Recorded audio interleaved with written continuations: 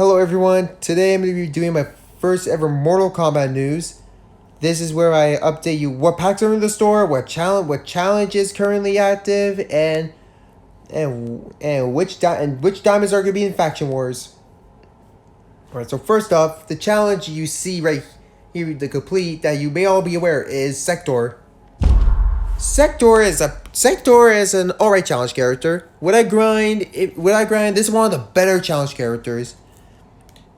You need Sub-Zero on your in normal difficulty. You need Sub-Zero on your team. If you're on hard, you need Diamond or Gold or Diamond Sub-Zero. And this one, you need Sub-Zero, but with a twist. You need Kano on your team, not necessarily with a twist. The diamonds you'll be versing is classic Reptile, Hellspawn Scorpion, and a couple more diamonds.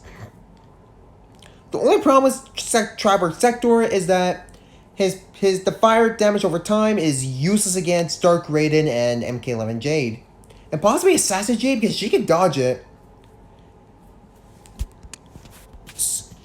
Core Scorpion has the same problem because his special 2 will heal the MK11 team that has Jade in it and Dark Raiden. So that is a pretty difficult, that's a pretty bad problem. Speaking of Cold War Scorpion, let's go to the Faction War Awards. So the main 3 diamond protagonists of the season is the Cold War team. The Cold War team is not the greatest team in the game. To be honest, I wish in these packs that they could have like a Day of the Dead season, like with Day of the Dead Jade, Day of the Dead Iron Black, and Day of the Dead Katana. Sometimes I don't know if NetherRealm ever did that because. If they did, because obviously the Day of the Dead team is one of the best teams, the most powerful teams in the game.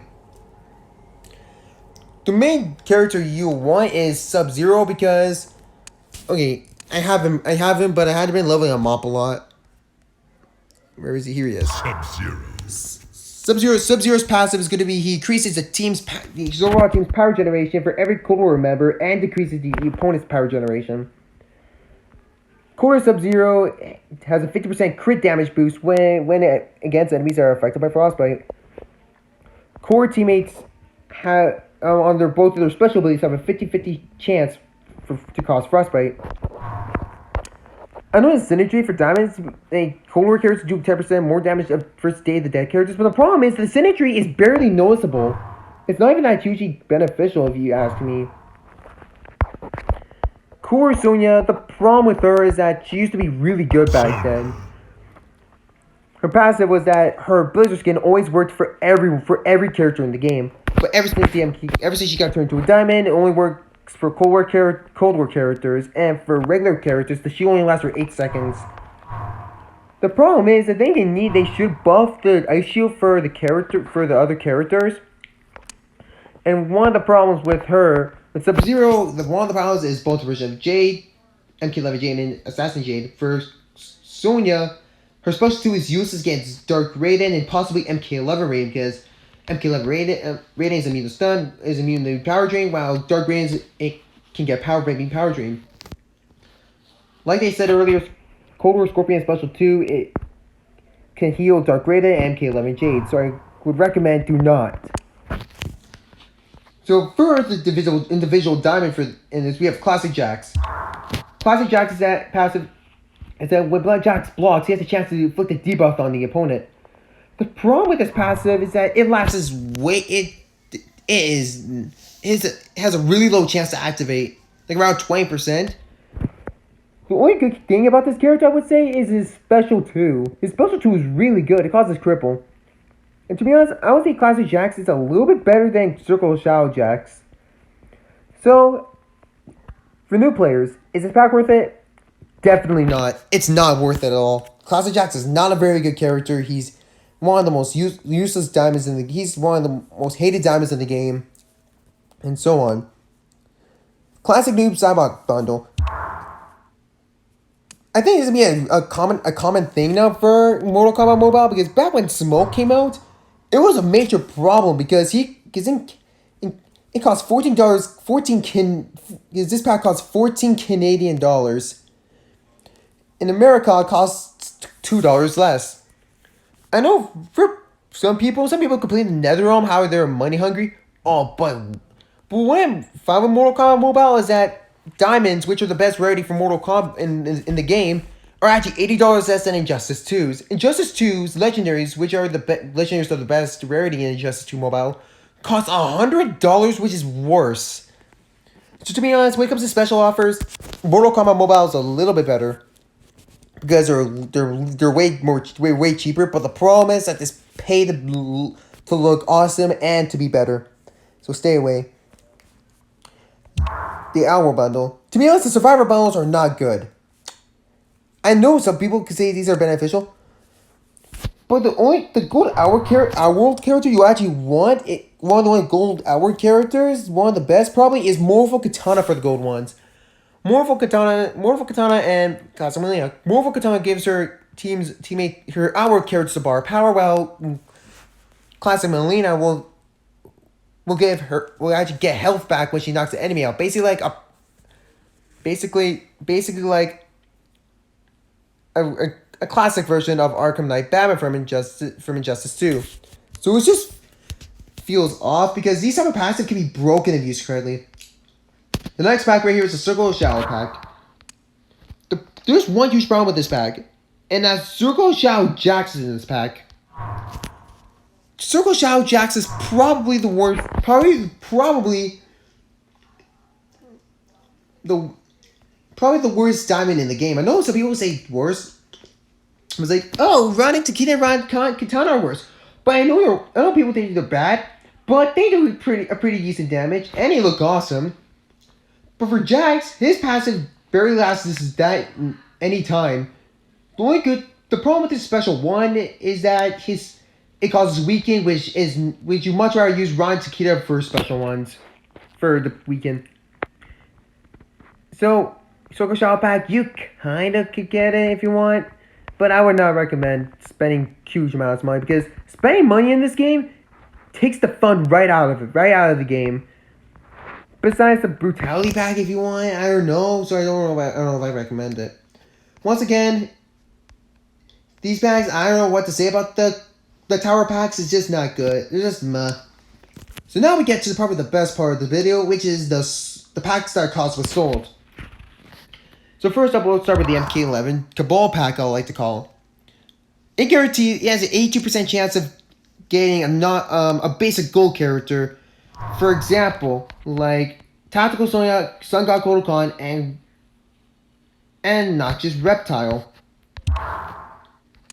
So to be honest, this pack is really good for beginners. Imagine opening this pack, getting a guaranteed basic gold character with a chance of getting a diamond. That is really good. That's actually a bonus. The only thing I'm not a fan of this pack is that I know people say this is minor, is that sometimes you could get I think for the special attack card, I don't think bronze attack cards should be in this pack. I'm sorry. It's just not bronze characters are wait till you get fully max your collection. Bronze characters don't become that useful. The only good bronze characters, the two ones is Ninja Mime, Johnny, and Monk. Other ones are just meh.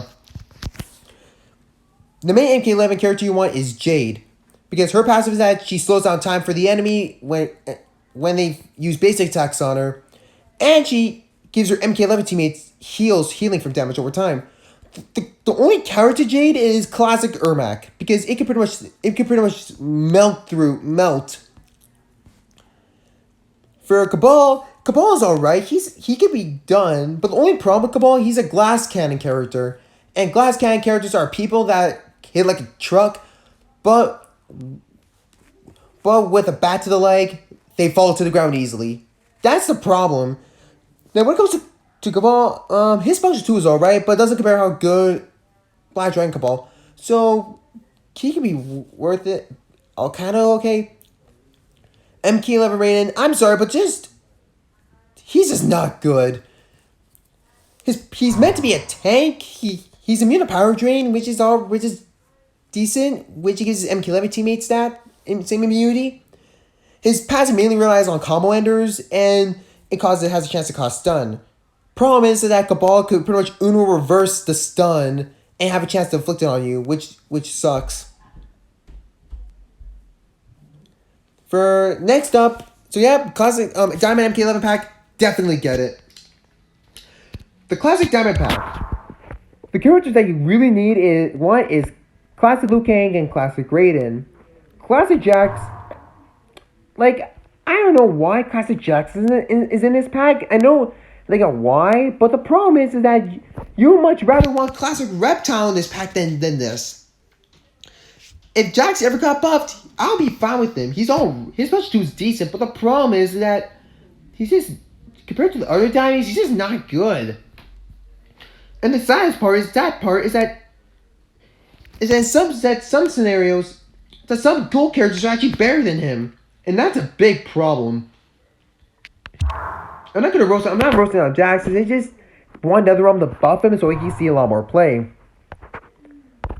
And for the next pack is the Elite Hour pack. I was expecting the Elite NetherRealm Elder God pack because I think out of all the Elite packs, that's probably my favorite pack because you have the highest chance of a diamond. I know people say it only has the 3 MK11 characters where you see it on the MK11 diamond pack. Some scenarios it can be like that, and that sucks. Sorry for going off topic. Back to the pack. Yeah, 50%. If you look in the Elite pack, for example, Hour pack. In the Hour pack, you have a 50% chance to get a Diamond Hour character. The main Diamond characters, Hour characters, anyway, if you go to the collection really quick, I'm gonna filter the Diamonds and Our World.